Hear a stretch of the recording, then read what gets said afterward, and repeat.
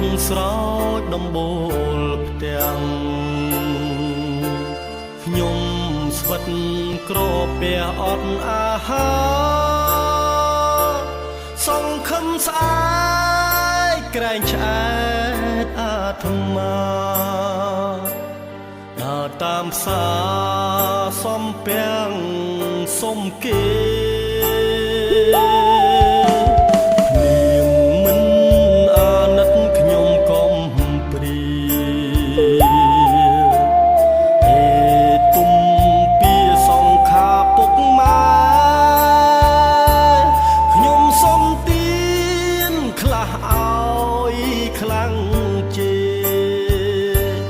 បានត្រឹមតែឆ្អែតមួយគ្រាមួយគ្រាខ្ញុំអាយុ15ឆ្នាំហើយមិនស្គាល់អ្វីឡើយវិញជា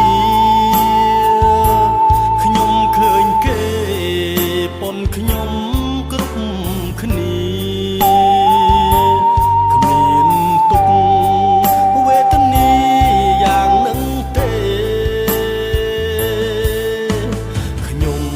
ចេះ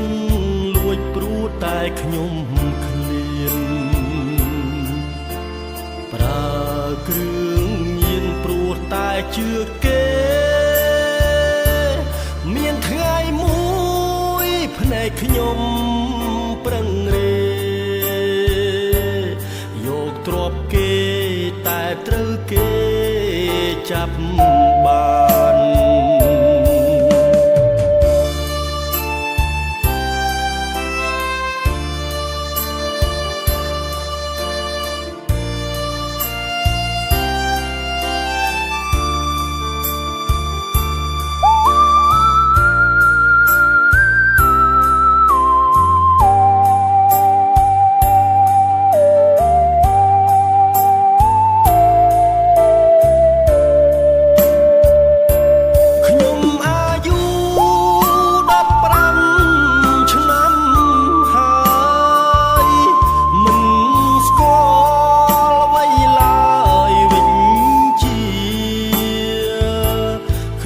ឃើញគេប៉ុនខ្ញុំគ្រប់គ្នាគ្មានទុក្ខវេទនាយ៉ាងនឹងទេគេបាញ់ជូនខ្ញុំទៅកែ